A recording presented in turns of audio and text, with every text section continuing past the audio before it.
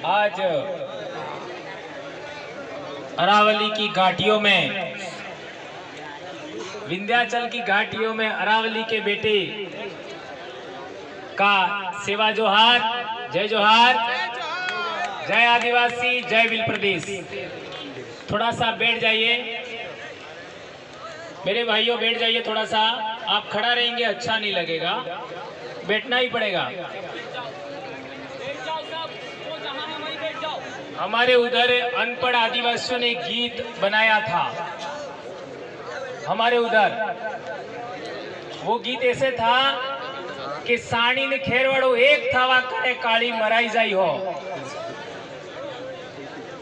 साणी ने खेरवाड़ो एक थावा करे काली मराई जाई हो।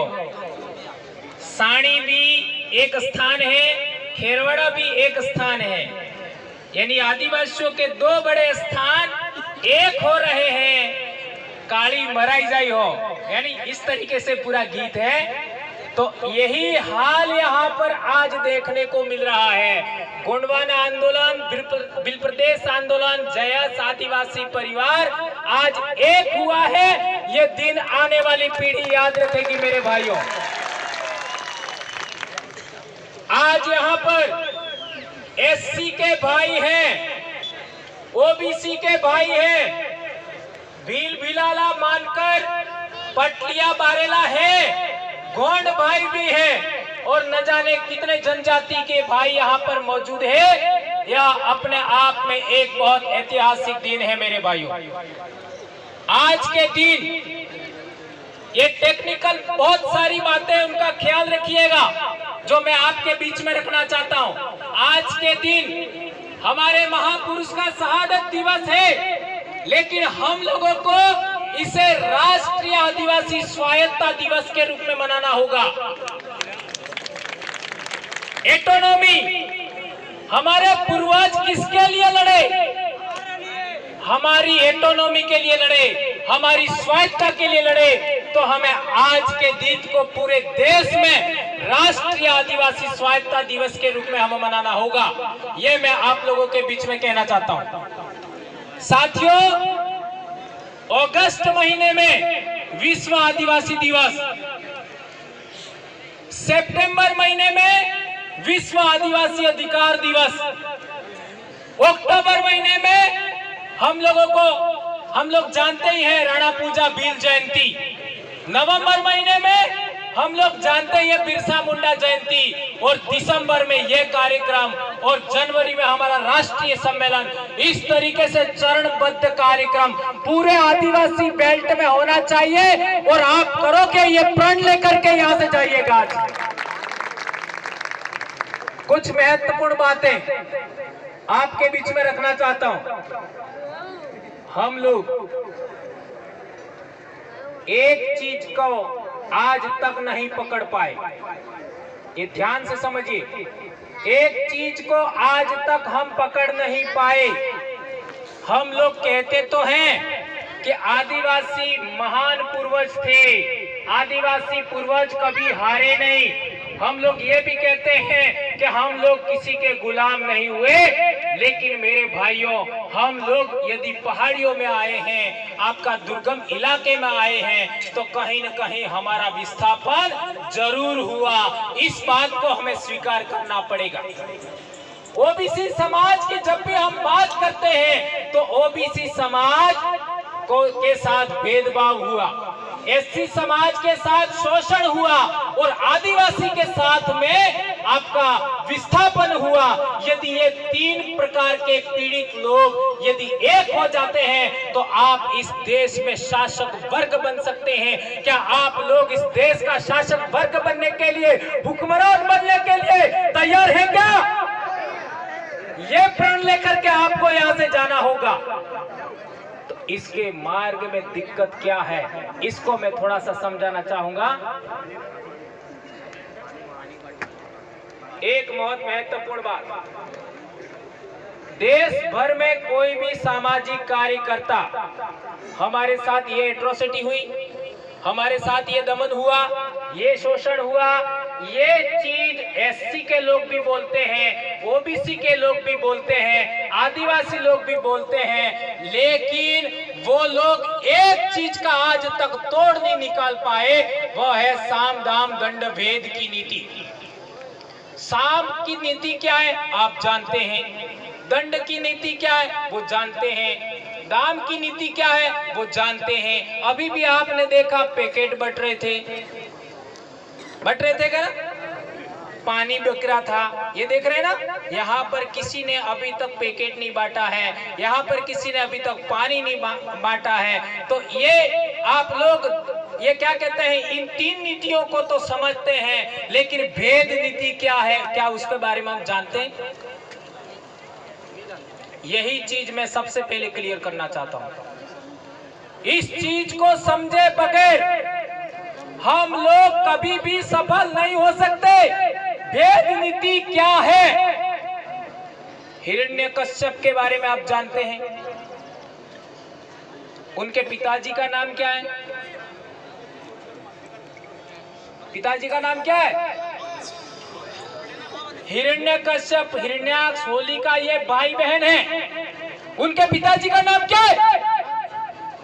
अननोन। यही अज्ञान हमारे लिए सबसे बड़ा खतरा है, यही खतरा है। दो माए हैं, एक मां से दैत्य पैदा हुए, एक मां से देव पैदा हुए, बाप एक है, बाप एक है। अब सवाल पैदा होता है कि हिरण्यकश्यप को मारा तो अपने पक्ष में देवों ने किसको लिया था?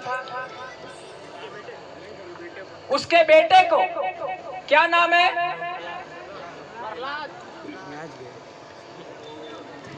ये समझिए, प्रहलाद को अपने पक्ष में किया। ये है भेद नीति। बाप और बेटे दोनों को अलग किया, ये है भेद नीति। इसी तरीके से रामायण पढ़िए आप, इसी तरीके से रामायण पढ़ेंगे आप लोग। दो भाइयों को अलग किया, रावण एक तरफ, विभीषण एक तरफ। यह है भेद नीति, इसको समझना पड़ेगा। हमारे चित्तौड़गढ़ पर आप लोगों के पूर्वज का भी आप लोग हिस्ट्री देखोगे तो आपका पूर्वज भी राजस्थान से आया होगा। ये कई लोग महाराष्ट्र में दुलिया, हम पिछले साल गए थे, वहां पर भी ये बात निकली थी। यहाँ दुलिया के भी भाई आए हुए, नासिक से आए हैं, नंदुरबार से भी भाई आए हैं। तो वो लोग भी कहते हैं कि हम भी राजस्थान से आए हैं। चित्तौड़गढ़ में हमारा आदिवासियों का राज था, तो दो भील आदमियों को साथ में लेकर के बप्पा रावल ने हमारे राजा को मारा। दो भीलों को साथ में लेकर के, उनका नाम है बाड़द और देवा। भीलों के द्वारा भीलों को मरवाया, आदिवासियों के द्वारा आदिवासियों को मरवाया। यह है भेद नीति। आज की तारीख में आप देखिए, ये रास्ते में अपन को गाली देने वाले, अपने विरोध में नारे लगाने वाले कौन थे? इन आदिवासियों को, आदिवासियों के खिलाफ खड़ा किसने किया? ये समझना होगा, ये समझना होगा।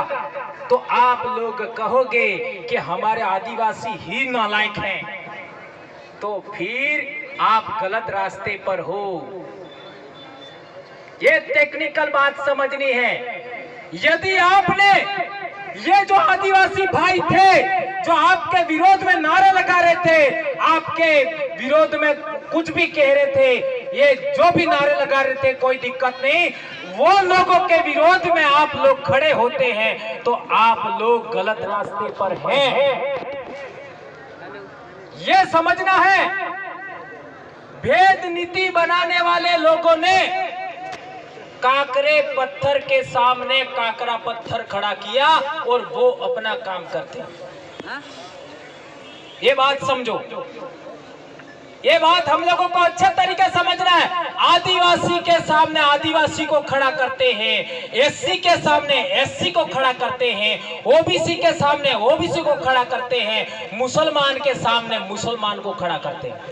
यह है भेद नीति। तो आपके दिमाग में आएगा कि हम कितना भी मेहनत करें, हमारे लोग समझने के लिए तैयार नहीं है। यदि यह बात भी आप मानते हैं तो भी आप गलत हैं, तो भी आप गलत हैं। कैसे? किसी भी समाज में अयोग्य लोग होते कि नहीं होते हैं? ये बात समझिए, किसी भी समाज में अयोग्य लोग होते कि नहीं होते? होते हैं। किसी भी समाज में नासमझ लोग होते कि नहीं होते?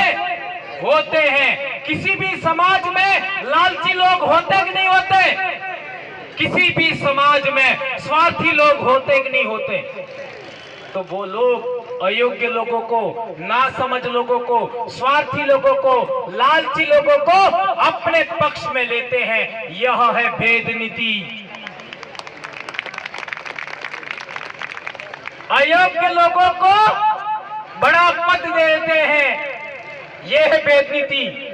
स्वार्थी लोगों को बड़ा पद दे देते हैं, पोजीशन दे देते हैं, यह है भेद नीति। लालची लोगों को और आपका कमजोर लोगों को बड़ा पद दे देते हैं, यह है भेद नीति। इस बात को हमें समझना होगा। ये बात जिस दिन आपने समझ ली तो आप भेद नीति को अच्छे तरीके समझ सकते हैं। तो वो लोग हैं आपके विरोध में अयोग्य लोगों को खड़ा कर रहे हैं, आपके विरोध में स्वार्थी लोगों को खड़ा कर रहे हैं, आपके विरोध में कमजोर लोग, मानसिक रूप से कमजोर लोगों को खड़ा कर रहे हैं। तो आपकी ड्यूटी क्या होनी चाहिए? आप अपने समाज के अंदर ताकतवर, वैचारिक क्रांति वाले लोग पैदा करें। आप अपने समाज में योग्य लोग पैदा करें। इसके लिए पिछले दिनों आप लोगों ने देखा होगा कि जोबट में क्या हुआ। जोबट में आपने देखा होगा यही बात, और दूसरा खंडवा में क्या हुआ ये भी आप लोगों ने देखा होगा। तो मेरे भाइयों, यदि आप अपने बाप दादा के जमाने में आप राजा थे तो आपको वापस पुनः एक बार राजा बनना है। यह संकल्प लेकर के यहां से उठना। आज मेरा पूर्वज राजा था तो मुझे पुनः राजा बनना है, यह संकल्प लेकर के आज टंटिया भील की इस शहादत स्थली से जाना है। तो मैं मानूंगा कि आप लोग अपने बाप की ओरिजिनल डीएनए है, ओरिजिनल औलाद है, ऐसा मैं मानूंगा मेरे भाइयों। तो यह प्रण लेकर के आपको यहां से जाना है कि हमें पुनः राजा बनना है। एक इंपॉर्टेंट बात,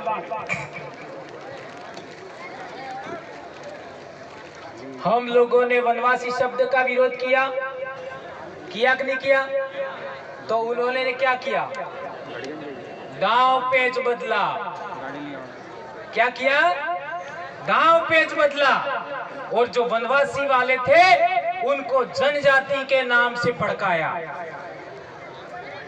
देखिए, दांव पेच बदला, उद्देश्य नहीं बदला, ये ध्यान रखो। इसी तरीके से आप लोगों ने आदिवासी विश्व आदिवासी दिवस के रूप में आपने बड़े बड़े कार्यक्रम आयोजन करना शुरू कर दिया।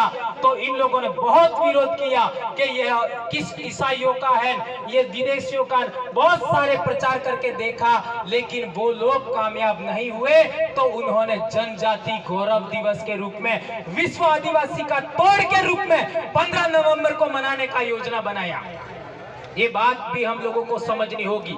एक इंपॉर्टेंट बात और, आदिवासी समुदाय का यदि जागरण करना है तो हम लोगों को व्यक्ति केंद्रित काम करना बंद करना होगा, समुदाय केंद्रित काम करना होगा। और जो भी निर्णय ले रहे वो निर्णय समूह में होना चाहिए। एक व्यक्ति निर्णय ले और सभी लोगों पर थोपे, ये काम आप लोगों को सबसे पहले करना होगा। वो कैसे करेंगे?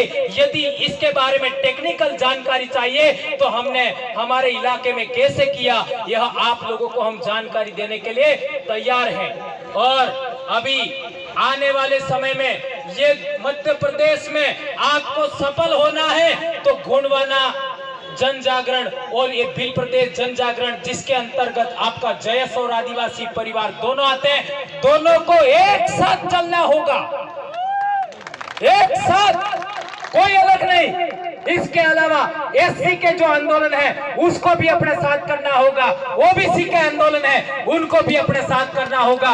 यदि ये बात करेंगे तो मैं मानूंगा कि आप इस देश के हुक्मरान पुनः बनना चाहते हैं, ऐसा मैं मानूंगा। ये बात मैं आपको बीच में कहना चाहता हूं। एक और इंपॉर्टेंट बात,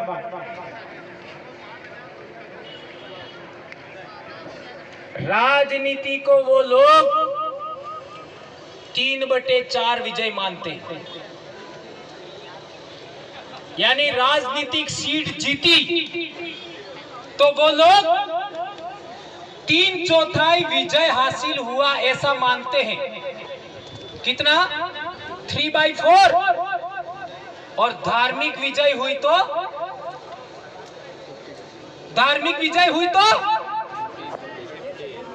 100%, 100% विजय मानते हैं। तो आप लोगों को धार्मिक विजय और राजनीतिक विजय को रोकना है तो आप लोगों को समानता के आधार पर चलना होगा, ऊंच नीच का भेदभाव छोड़ना होगा। भिलाला और भील में ऊंच नीच है, यह सबसे पहले त्यागना होगा। इसके बाद आदिवासी, एससी, ओबीसी के अंदर भेद है, यह भी त्यागना होगा। इसके बाद में आपकी राजनीतिक विजय होगी और राजनीतिक विजय के बाद में आप लोगों का धार्मिक विजय भी होगा। ये बात आप लोगों को अच्छे तरीके समझना है। और एक इंपॉर्टेंट बात कि समानता के विजय, समानता की बात करने के साथ साथ आपकी सांस्कृतिक विजय के लिए भी आप लोगों को काम करना होगा। हमारी संस्कृति को प्रधान मानना होगा। धर्म अलग है, संस्कृति अलग है और संस्कृति से धर्म निकला है। तो यदि हम लोग आदिवासी संस्कृति को आगे बढ़ाते हैं तो 500-700 साल पहले ओबीसी के बहुत सारे वर्ग आदिवासियों के अंदर निकलते हुए नजर आएंगे। इतिहास में 1000-2000 साल पहले एससी के बहुत सारे वर्ग आपके समाज के अंदर से निकलते हुए आएंगे और आपको अंततः गणतंत्र की जो पद्धति है उस पर आना पड़ेगा। और यही आज की गोंडवाना आंदोलन के लोग भी यही बोलते हैं, तो हमें गणतंत्र के आंदोलन तक जाना होगा। एक बहुत महत्वपूर्ण बात, पिछले दिनों एक व्यक्ति ने टंटिया बिल को डकैत कहा। क्या कहा? डकैत। तो हमको भी लगता है कि अमीर लोगों को लूटा, यानी अमीर लोगों के वहां चोरी किया और गरीब लोगों में बांटा, तो हम क्या मानते हैं? इसको चोरी मानते हैं, लूट मानते हैं। यह आदिवासी परंपरा के अनुसार गलत है। धाड़ा क्या होता है? धाड़ा गाम नो गमेती, धाड़ा नो धड़वई ने फौज नो लाडो। धाड़ा नो धड़वई, धाड़ा क्या होता है? ओ भाई हुआ तो आपने वाला बता दो। धाड़ा क्या होता है? नहीं, जब हमारे समाज के अंदर अकाल की स्थिति बन जाती है, समाज के जिंदा रहने का प्रश्न खड़ा हो गया, अस्तित्व का सवाल खड़ा हो गया, तो जो धाड़ा का धड़वई यानी जो सबसे योग्यतम आदमी होता है, सबसे कबीले का योग्यतम कहने को ताकतवर और सबसे ज्यादा सुरक्षा करने में काबिल आदमी होता है, उसकी पत्नी उसको चूड़ियां देती है। आप एरी लोएम चूड़ियां, उसकी पत्नी क्या देती है? चूड़ियां देती है उसको। आप पेरी लोएम। तो उसको प्रेरित कौन करता है? उसकी खुद की महिला। फिर वो क्या करता है? बहुत बड़ा संकट आ गया, सारे कबीले के लोगों को बुलाता है। ये समझिए टेक्निकल बात। सारे कबीले के लोगों को बुलाता है और बुलाने के बाद कहता है कि अब हमारे पशु मरने लगे। ये हमारे गीत है, उधर भीलों में, हमारे दक्षिणी राजस्थान में गीत है, आज भी जिंदा है। तो फिर भैंसें मरने लगी हैं, गायें मरने लगी है, बच्चे मरने लगे हैं, औरतें मरने लगे हैं, बूढ़े बुजुर्ग मरने लगे हैं, अब हमें क्या करना चाहिए? ऐसा फिर सभी लोग एक मत होते हैं। इसको कहते हैं एक जीवन्या। एक जीवन्या यानी मर जाएंगे तो मर जाएंगे, लेकिन हम बदलेंगे नहीं। ऐसे एक लक्ष्य केंद्रित लोग होते हैं, उनकी टोली बनाई जाती है। और फिर आसपास में कौन से गांव में, कौन से कस्बे के अंदर अनाज मिलेगा, उस कस्बे के अंदर भरी दोपहरी में एक तो तीर और एक चूड़िया और फूंदी, फूंदी का मतलब समझते हैं, राखी नुमा होता है, वो दे आते हैं दोपहर में दे आते हैं कि हम उस तारीख को आने वाले हैं। दोपहर में दे आते हैं और फिर ये सारा धाड़ा होता है, वो उस गांव में जाता है। तो वहां के लोग हैं अपने किवाड़ बंद कर देंगे और गेट के बाहर यथाशक्ति जो भी दे सकते हैं अनाज, जो भी, उसकी पोटली बाहर रख देते हैं। जिस गेट के अंदर वो पोटली नहीं मिलती है, उस घर के अंदर घुसते थे और थोड़ी बहुत सीना जब्ती करके थोड़ा सा अनाज लेकर के, यानी किसी भी घर को खाली नहीं छोड़ना है। जो अनाज मिलता था वो अनाज लेकर के वापस आते हैं और अपने कबीले को जिंदा रखते हैं। अब बताओ, ये धाड़ा था, क्या वो चोरी थी? यह बात समझनी होगी हमें। यह था धाड़ा जिंदा रहने के लिए। अब सवाल पैदा होता है कि उन लोगों ने जो अनाज पैदा किया था, इकट्ठा किया था, क्या वो हमारा था? नहीं था। लेकिन जिस जमीन पर, जिस खेत में वो अनाज पैदा हुआ, जिस पानी से जो अनाज पैदा हुआ, वो जमीन किसकी थी? वो पानी किसका था? वो खेत किसका था? तो हमने हमारा हिस्सा मांगने गए थे। आया समझ में? धाड़ा हिस्सा मांगने गए थे। आज आपको सरकारीकरण में आरक्षण है, नौकरियों में आरक्षण है, यह आपका हिस्सेदारी है, यह आपकी भागीदारी है। आपके समाज को जो बजट मिलता है, वो बजट भी हिस्सेदारी है, भागीदारी है। और ये सरकारें इस बजट में से क्या क्या खर्च कर रही है, सम्मेलन मनवा रही है। ये बात आप लोग अच्छे तरीके समझेंगे। बहुत अच्छे एक दो वक्ता और बचे हुए मेरे भाइयों, बहुत सारी बातें हैं, लेकिन इतनी बात आज के दिन सब चीजें आप भूल जाओ, लेकिन भेद नीति का कंसेप्ट समझने का कोशिश करिएगा। यह बात कहते हुए मैं अपनी बात समाप्त करता हूं। जय जोहार का नारा है, जय जोहार का नारा है, जय जोहार का नारा है, जय जोहार।